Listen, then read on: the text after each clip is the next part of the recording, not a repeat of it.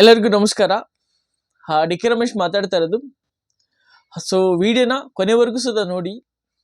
ಇತ್ತೀಚಿನ ದಿನಗಳಲ್ಲಿ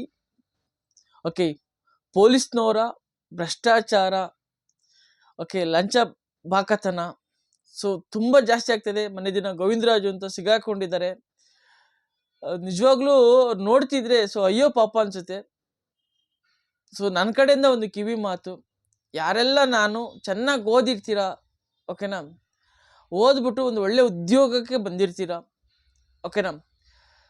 ಇದು ಎಲ್ಲಿಂದ ಸ್ಟಾರ್ಟ್ ಆಯಿತು, ಹೇಗೆ ಸ್ಟಾರ್ಟ್ ಆಯಿತು ಅನ್ನೋದ್ರ ಬಗ್ಗೆ ನಾವು ಒಂದು ಸ್ವಲ್ಪ ಆಲೋಚನೆನ ಮಾಡಬೇಕು. ಒಂದು ವಿಷಯನ ಹೇಳಕ್ಕೆ ಇಷ್ಟಪಡ್ತೀನಿ, ಲಂಚ ತೆಗೆದುಕೊಂಡು ಗೌರ್ಮೆಂಟ್ ಕೆಲಸಕ್ಕೆ ಬರೋಕ್ಕೆ ಹೋಗ್ಬೇಡಿ.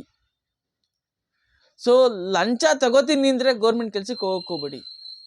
ಯಾಕೆ ಅಂದರೆ ಸರ್ಕಾರ ಜನಗಳು ಸೇರಿ ನಿಮಗೆ ಇಷ್ಟು ಅಮೌಂಟನ್ನು ಕೊಡ್ತಾರೆ.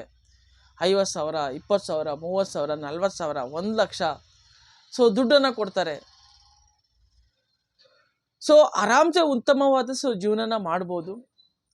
ಲಂಚಕ್ಕೋಸ್ಕರ ನೀವು ಕೈ ಚಾಚಿ ಓಕೆನಾ ಸಿಗಾಯ್ಕೊಂಡು ನಿಮ್ಮ ಮಕ್ಕಳು ನೋಡ್ತಾ ಇರ್ತಾರೆ, ನಿಮ್ಮ ಹೆಂಡತಿ ಮಕ್ಕಳು ನೋಡ್ತಾ ಇರ್ತಾರೆ, ನಿಮ್ಮ ಅತ್ತೆ ಮಾವ ನೋಡ್ತಾ ಇರ್ತಾರೆ, ನಿಮ್ಮ ಅಪ್ಪ ಅಮ್ಮ ನೋಡ್ತಾ ಇರ್ತಾರೆ. ತಲೆ ತಗ್ಗಿಸುವಂಥ ಓಕೆನಾ, ನಿಮ್ಮ ಮಕ್ಕಳು ಎಲ್ಲೂ ತಲೆ ಎತ್ಕೊಂಡು ಹೋಗೋಕ್ಕಾಗಲ್ಲ. ನೋಡೋ ಇವ್ರು ಕಳ್ಳನ ಮಗ ಬಂದ್ರಂತೆ, ಅವರಪ್ಪ ಪೊಲೀಸು ಲಂಚ ಹೊಡೆದು ಸಿಗಾಕೊಂಡಿದ್ದಾರೆ ಅಂತ ಹೇಳ್ತಾರಂತೆ. ಅಂತ ಮಕ್ಕಳಿಗೆ ಬಹಳ ಮುಜುಗರ ಆಗುತ್ತೆ, ಹಿಂಸೆ ಆಗುತ್ತೆ. ದಯಮಾಡಿ ಲಂಚ ತಗೊಳಕ್ಕೆ ಹೋಗ್ಬೇಡಿ, ಓಕೆನಾ. ಇವತ್ತು ನಿಮ್ಮ ವಿಡಿಯೋ ಎಲ್ಲರೂ ನೋಡ್ತಾ ಇರ್ತಾರೆ.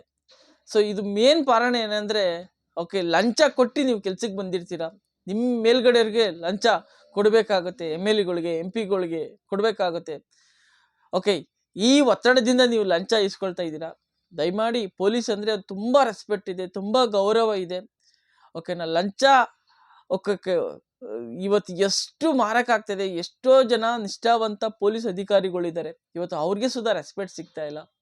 ಬಿಕಾಸ್ ಏನಾಗ್ತದೆ, ಮೊನ್ನೆ ದಿನ ನನಗೊಬ್ರು ಸಿಕ್ಕಿದ್ರು, ಸರ್ ನೋಡಿದ್ರೆ ಒಂದು ನೋಡೋ ದೃಷ್ಟಿಕೋಣನೇ ಬೇರೆ ಸರ್ ಅಂತ. ನನಗೂ ಮನಸ್ಸಿಗೆ ಬಹಳ ನೋವಾಯಿತು. ಇವತ್ತು 10 ಜನದಲ್ಲಿ 5ರಿಂದ 6 ಜನ ಲಂಚಕ್ಕೋಸ್ಕರ ವರ್ಕ್ ಮಾಡಿದ್ರೆ 4 ಜನ ನಿಯತ್ತಾಗಿ ವರ್ಕ್ ಮಾಡೋಂಥ ಪೊಲೀಸ್ನವರು ಇದ್ದಾರೆ. ಲಂಚ ತಗೊಳ್ತೀನಿ ಅಂದರೆ ಇವತ್ತು ಎಲ್ಲ ಕಡೆ ಹೋಗಿ ಒಂದು ರಿಜಿಸ್ಟರ್ ಆಫೀಸಿಗೆ ಹೋಗಿ, ನಮ್ಮ ಹುಲಿದುರ್ಗದಲ್ಲಿ ಯಾವುದೇ ಒಂದು ಕೆಲಸ ಆಗಬೇಕಂದ್ರೆ ಲಂಚ ಇಲ್ದೇ ಆಗೋದಿಲ್ಲ. ಯಾರೋ ಲೋನ್ ತೆಗೆದುಕೊಂಡಿದ್ದ, ಲೋನ್ ತೀರ್ಸೋಕ್ಕೂ ಲಂಚ ಕೊಡಬೇಕು, ಓಕೆನಾ. ಲೋನ್ ತಗೊಳಕ್ಕೂ ಸಬ್ ರಿಜಿಸ್ಟರ್ ಆಗಿದ್ರೆ ಲಂಚ ತಗೋಬೇಕು, ಓಕೆನಾ. ಯಾವುದೇ ಒಂದು ಕೆಲ್ಸಕ್ಕೆ ಹೋಗ್ಬೇಕಂದ್ರೆ ನಮ್ಮ ಹುಲಿದುರ್ಗದಲ್ಲಿ ಲಂಚ ಇಲ್ದೇ ಯಾವ ಕೆಲಸನೂ ಇಲ್ಲ. ಇವತ್ತು 100 ಜನ ತೆಗೆದುಕೊಂಡ್ರೆ 60% ಜನ ಬರೀ ಲಂಚದಲ್ಲೇ ಇದ್ದಾರೆ. ಯಾಕೆ? ಒಳ್ಳೆ ಸಂಬಳ ಕೊಡ್ತಲ್ಲ ಗೌರ್ಮೆಂಟು. ಲಂಚದಿಂದನೇ ಬದುಕಬೇಕಾ?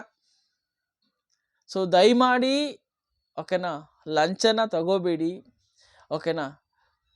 ನಿಮ್ಮ ಬಗ್ಗೆ ನೀವು ಲಂಚ ತಗೊಂಡಿರಿ ಅಂತ ಹೇಳಿದರೆ ನಿಮ್ಮ ಬಗ್ಗೆ ರೋಡಲ್ಲಿ ಹೋಗ್ಬೇಕಾರೆ ನೋಡಪ್ಪ ದೊಡ್ಡ ಕಳ್ಳ ಬಂದ ಅಂತಾರೆ, ಓಕೆನಾ. ಸಂಬಳ ಕೊಡೋದಲ್ದೇ ಏನಂತ ಕರೀತಾರೆ? ಕಳ್ಳ ಬಂದ ನೋಡಪ್ಪ, ಓಕೆನಾ, ಲಂಚ್ಕೋರ ಬಂದ ನೋಡಪ್ಪ. ನಿಮ್ಮ ಮುಂದೆಗಡೆ ಅಂದೇ ಇರ್ಬೋದು, ಅರೆ ಹಿಂದೆಗಡೆ ಅಂದೇ ಅಂತಾರೆ. ಇವತ್ತು ಎಷ್ಟೋ ಜನ ಇವತ್ತು ಆ ಪೋಸ್ಟಿಂಗ್ ಬರೋಕ್ಕೆ ಲಂಚ ಕೊಟ್ಬಿಟ್ಟು ಆ ಪೋಸ್ಟಿಂಗ್ ಬರ್ತಾರೆ ಲಂಚ ಮಾಡಬೇಕು ಅಂತ. ಲಂಚ ತಗೊಳ್ತೀನಿ, ಓಕೆನಾ, ಆ ಪೋಸ್ಟಿಂಗ್ ಬರ್ತೀನಿ ಬರೋಕ್ಕೆ ಹೋಗ್ಬೇಡಿ. ನೀವು ದುಡಿಯೋದಕ್ಕೆ ಸಾವಿರಾರು ದಾರಿಗಳಿದೆ. ಬಿಸ್ನೆಸ್ ಮಾಡಿ, ಒಂದು ತಳ್ಳಂಗಡಿ ಮಾಡಿ, ನೀವು ದುಡ್ಡು ಸಂಪಾದನೆ ಮಾಡ್ತೀನಿ, ಸಾವಿರಾರು ದಾರಿ ಇದೆ.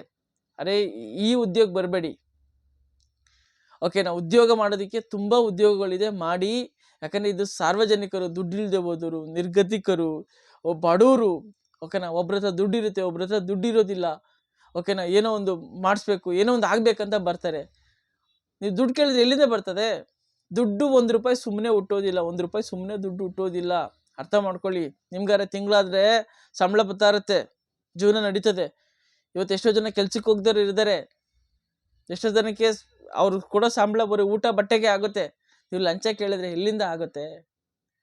ಲಂಚ ತೆಗೆದುಕೊಳ್ತೀನಿ ಅಂದರೆ ದಯಮಾಡಿ ಆ ಉದ್ಯೋಗ ಹೋಗ್ಬಿಡಿ, ಬೇರೆ ಉದ್ಯೋಗಕ್ಕೆ ಹೋಗಿ, ಓಕೆನಾ. ನಿಮ್ಮ ಮಕ್ಕಳು ನಿಮ್ಮನ್ನು ನೋಡ್ತಾ ಇರ್ತಾರೆ, ಓಕೆನಾ.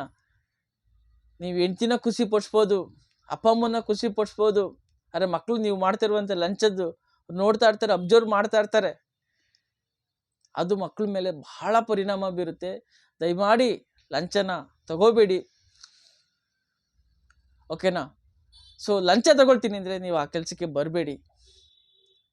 ಓಕೆ, ಇದು ಮೇಲ್ಗಡೆಗೆ ಒಂದಿಷ್ಟು ಕಮಿಷನ್ ಕೊಡಬೇಕು, ಓಕೆನಾ, ಅವ್ರಿಗೆ ಒಂದಿಷ್ಟು ಕಮಿಷನ್ ಕೊಡಬೇಕು, ನಿಮ್ಗೊಂದಿಷ್ಟು ಕಮಿಷನ್ ತಗೋಬೇಕು. ಓಕೆ, ಇದೆಲ್ಲ ರೂಲ್ಸ್ ಇದೆ. ಓಕೆ, ನೀವು ಲಂಚ ಕೊಟ್ಟು ಕೆಲ್ಸಕ್ಕೆ ಸೇರಬೇಡಿ, ಓಕೆನಾ. ಆವಾಗ ನೀವು ಆನೆಸ್ಟಾಗಿ ಇರೋದಕ್ಕೆ ಸಾಧ್ಯ ಆಗುತ್ತೆ, ಓಕೆನಾ. ನೀವು ಯಾರಿಗೂ ದುಡ್ಡು ಕೊಡೋದು ಅವಶ್ಯಕತೆ ಇಲ್ಲ, ನೀವು ಮಾಡುವಂಥ ಕೆಲಸನ ಆನೆಸ್ಟಾಗಿ ಮಾಡಿದ್ರೆ ಸಾಕಾಗತ್ತೆ. ಮರ್ಯಾದೆನ ಕಳ್ಕೊಬೇಡಿ, ಓಕೆನಾ. ಸಮಾಜ ನಿಮ್ಮನ್ನು ನೋಡುವಂಥ ದೃಷ್ಟಿಕೋನನೇ ಬೇರೆ. ನಿಮ್ಗಿಷ್ಟು ಸಂಪಾದನೆ ಅಂತ ಬರುತ್ತೆ, ಎಷ್ಟೋ ಜನಕ್ಕೆ ಇವತ್ತು ಸಂಪಾದನೆ ಇರೋದಿಲ್ಲ. ದಯಮಾಡಿ ಯಾರು ಸಹ ಲಂಚ ತಗೋಬೇಡಿ, ಬಡವ್ರ ಬಗ್ರ ಮೇಲೆ ಹೊಟ್ಟೆ ಮೇಲೆ ಹೊಡಿಬೇಡಿ. ಆ ಶಾಪ ನಿಮ್ಮನ್ನ ಯಾವತ್ತೂ ಬಿಡೋದಿಲ್ಲ. ತಟ್ಟುತ್ತೆ, ಇವತ್ತು ತಟ್ಟೇ ಇರ್ಬೋದು, ನಾಳೆ ಅಂತೂ ತಟ್ಟುತ್ತೆ. ಈ ಮಾತು 100ಕ್ಕೆ 100 ಸತ್ಯ. ಇವತ್ತು ಬಹಳಷ್ಟು ಜನ ಅನುಭವಿಸ್ತಾ ಇದ್ದಾರೆ. ಅದಕ್ಕೆ ಎಕ್ಸಾಂಪಲ್ ಅಂದರೆ ಗೋವಿಂದರಾಜ್ ಅವರು ಎಷ್ಟು ಲಂಚ ಈಸ್ಕೊಂಡಿದ್ರು, ಓಕೆನಾ. ಇವತ್ತು ಅವ್ರು ಸಿಗಾಕೊಂಡಾಗ ಎಷ್ಟು ಒದ್ದಾಡಿದ್ರು, ಓಕೆನಾ. ಸತ್ಯ ಎಲ್ಲೂ ಇರಲ್ಲ, ಅಲ್ಲೇ ಇರುತ್ತೆ, ಓಕೆನಾ. ಕರ್ಮ ರಿಟರ್ನ್. ಮುಂಚೆ ಎಲ್ಲ ಹೇಳ್ತಿದ್ರು ನೆಕ್ಸ್ಟ್ ಜನ್ಮಕ್ಕೆ ಬರುತ್ತೆ ಅಂತ.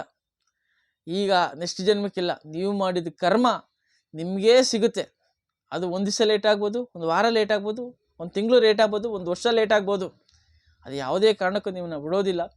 ಹಾಗಾಗಿ ಯಾರು ಸಹ ಲಂಚ ಕೇಳಬೇಡಿ, ಬಡವರು ಬಗ್ಗರು ಹೊಟ್ಟೆ ಮೇಲೆ ಹೊಡಿಬೇಡಿ ಅಂತ ಹೇಳ್ತಾ ಈ ಒಂದು ವಿಡಿಯೋನ ಜಾಗೃತಿಗಾಗಿ ಮಾಡ್ತಾ ಇದ್ದೀನಿ.